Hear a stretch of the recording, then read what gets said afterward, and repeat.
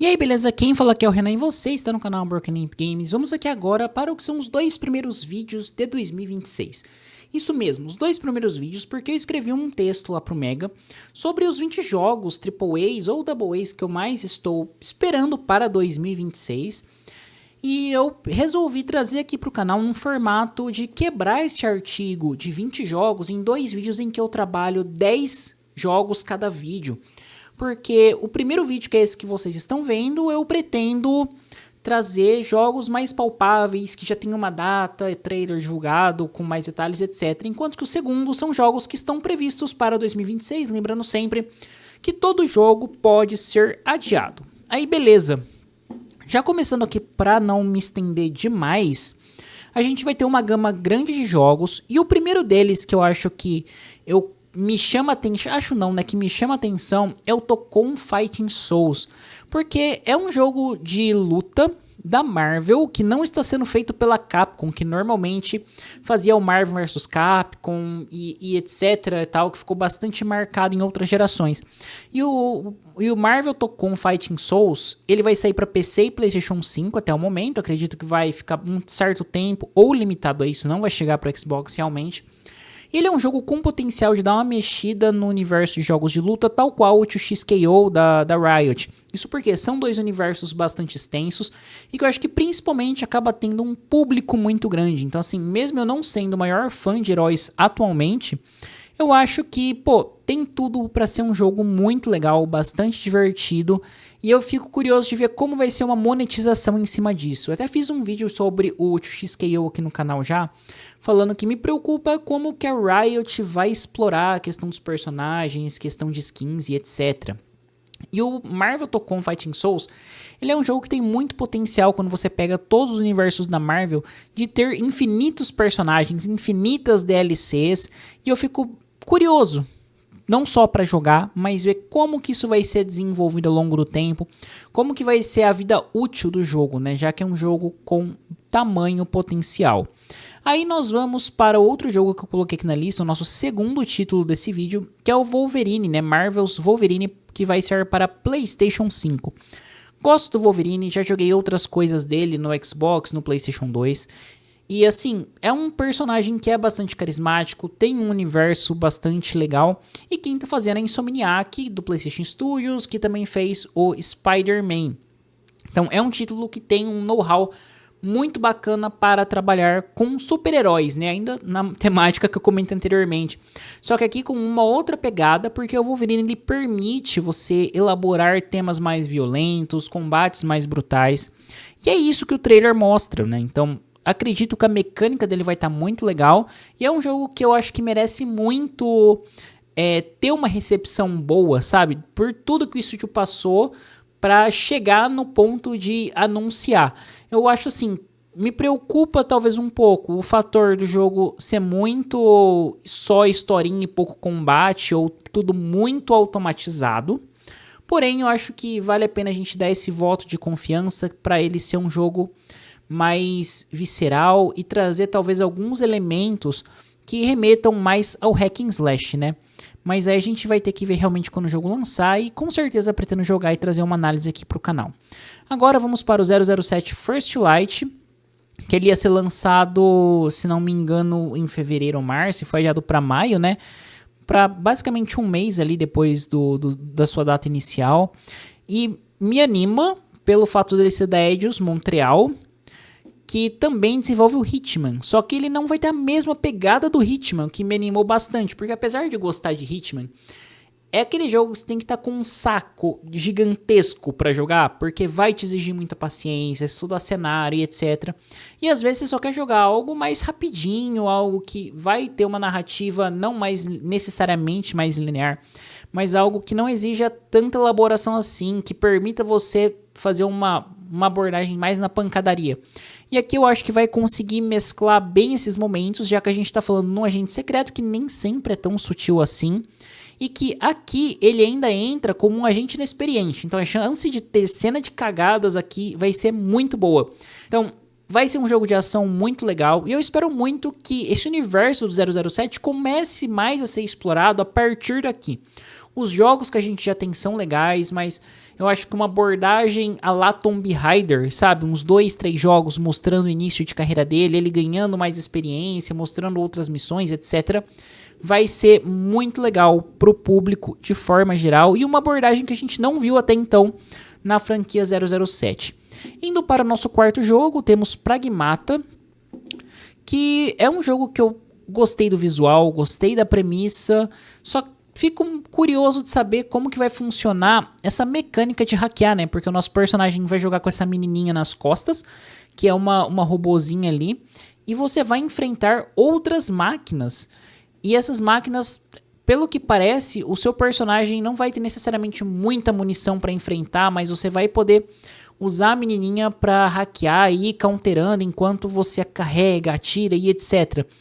O que eu fico curioso é de ver como que essa mecânica de hackear vai funcionar para a personagem, como que ela vai ser realmente aplicada, se não vai ser uma mecânica repetida à exaustão, né? Então, mas assim, pô, é muito legal de ver, o jogo é da Capcom, né? De ver uma nova IP, né? Faz tempo que eu acho que a gente não vê alguma IP assim e com um tamanho potencial. Indo para, deixa eu ver, 2, 3, 4, isso, para o quinto jogo, nós temos ali o Saros, até então exclusivo de PlayStation 5, que ele vai dar continuidade ao Returnal, se passa nesse mesmo universo. Returnal, que eu cheguei a jogar um tanto bom dele no PlayStation 5, gostei. A mecânica de roguelike dele eu acho cansativa, porque você acostuma com os cenários e tal, mas os chefes e alguns inimigos são bastante desafiadores. E assim, quando você foca no roguelike, pelo roguelike, ou para desenvolver uma história no formato roguelike, eu acho que ele se torna mais tolerável, mas o formato com que o Returnal, o visual que ele aborda, é um visual que para mim remete muito mais a um jogo narrativo. E a narrativa de Returnal com a forma de você evoluir nele, eu acho que torna o jogo cansativo a sua gameplay. Você chega até determinado ponto, consegue passar, ok, dali pra frente nós temos uma passagem aberta que vai trazer mais da narrativa. Só que é cansativo, em resumo é cansativo. O Saros, eu achei que ia ser uma coisa um pouco mais linear, talvez, mas pelo visto não tá parecendo que vai ser tão linear assim. Então vamos esperar para ver qual vai ser desse jogo, mas olha, só de ter a mesma movimentação do Returnal que é interessante, a mesma mecânica de batalhas, eu acho que vai ser legal.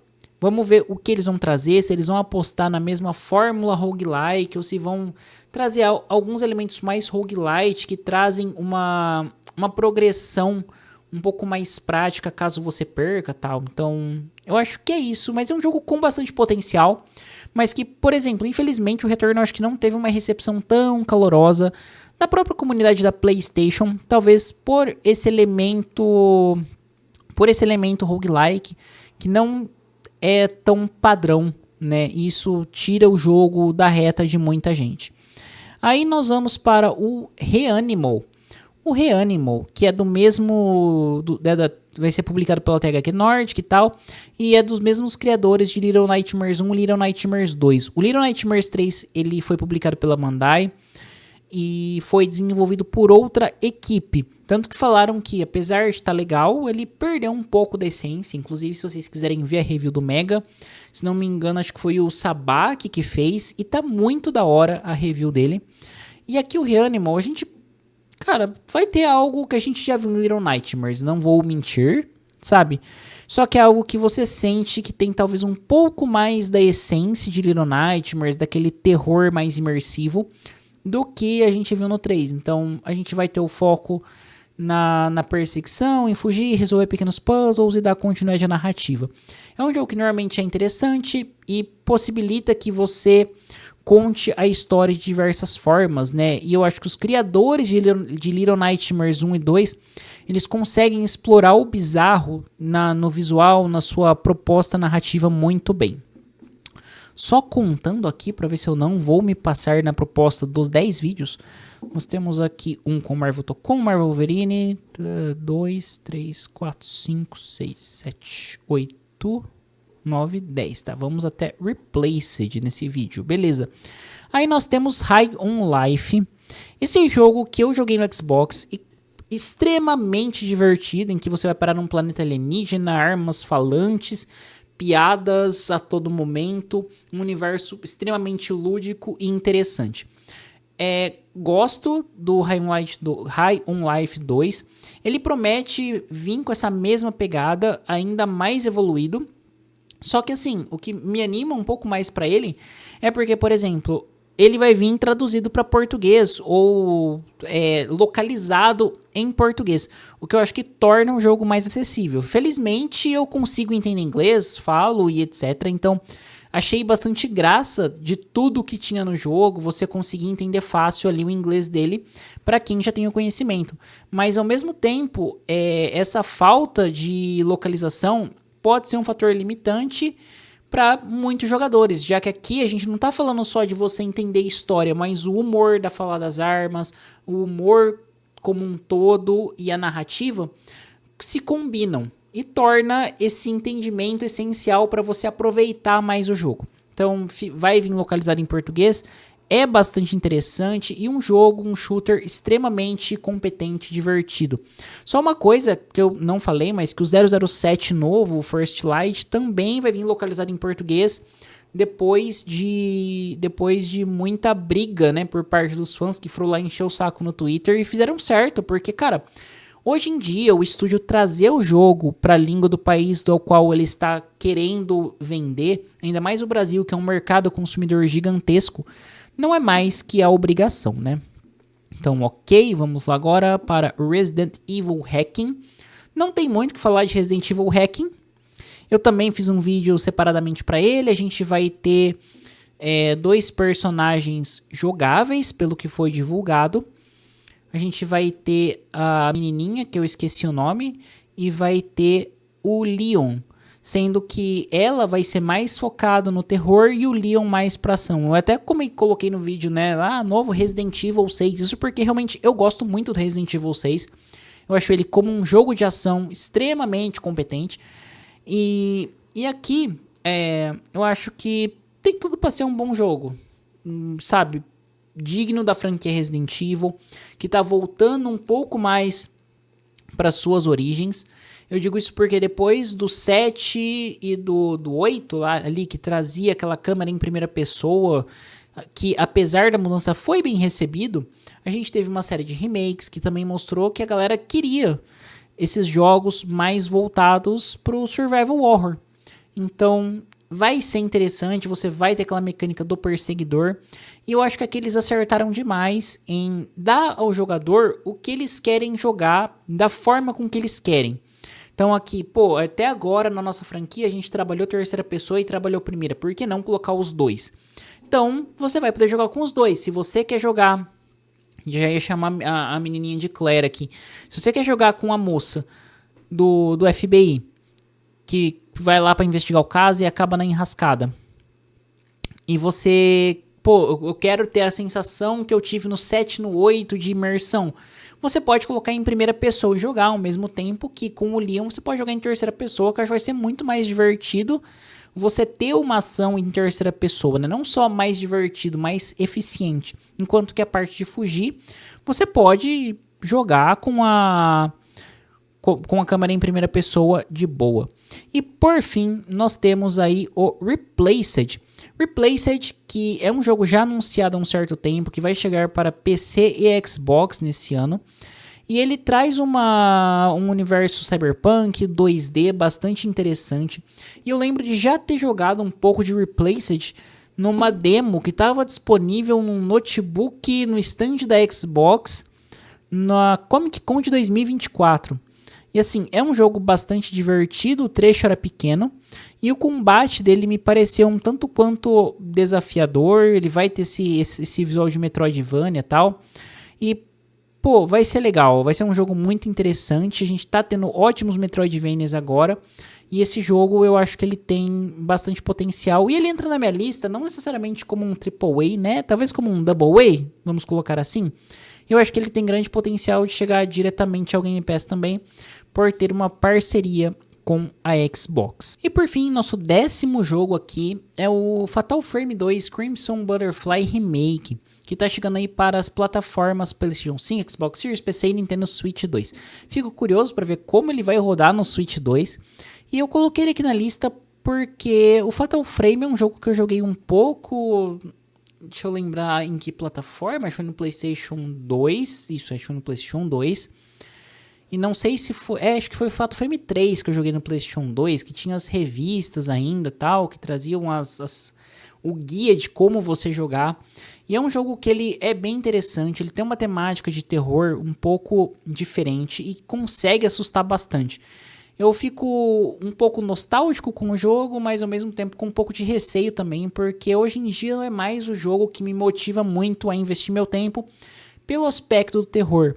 Mas de qualquer forma, ele entra na minha lista aqui de aguardados para 2026, como sendo um jogo que eu acho que vale a pena e vai servir muito bem também para trazer esse nicho de terror de espíritos para um novo público. Eu acho que para quem já é mais velho como eu, que jogou os anteriores, vai ser uma boa revisitação para quem tiver afim, mas também um novo público que tá conhecendo agora Silent Hill, tá conhecendo agora Resident Evil a partir dos remakes, ou a partir do próprio Resident Evil Hacking também. Grace, lembrei o nome da menininha, é a Grace que vai investigar junto com o Leon. Eu acho que aqui é uma boa oportunidade, né? Em março de 2026. Então, é uma boa oportunidade de você entrar nessa franquia e conhecer um pouco mais esse universo de Fatal Frame. Mas bom, gente, é isso aí, vou ficando por aqui. Espero que vocês tenham curtido o vídeo, se inscreva no canal, ative o sininho, dê um joinha que ajuda bastante na divulgação. Eu vou fazer uma parte 2 ainda comentando outros jogos que não tem datas tão precisas assim, ou que estão só um pouco vagas para 2026. Então eu quis fazer essa divisão justamente para não me estender demais e poder comentar um pouco mais livremente de 10 em 10 aqui nessa lista que eu fiz para o site do Mega. Caso vocês queiram conferir a matéria, acessem lá www.megascope.com.br. Se inscrevam aqui no canal para não perder nenhum conteúdo. E claro, lá no site do Mega vocês encontram muita coisa que eu tenho certeza que vocês vão curtir. Então acessem lá que vocês vão se divertir bastante. E nos comentários fala aí o que vocês acharam dos jogos que eu trouxe aqui nessa primeira parte. Lembrando sempre que sugestões para futuras temáticas são sempre muito bem-vindas. Bom, é isso aí, muito obrigado e até a próxima.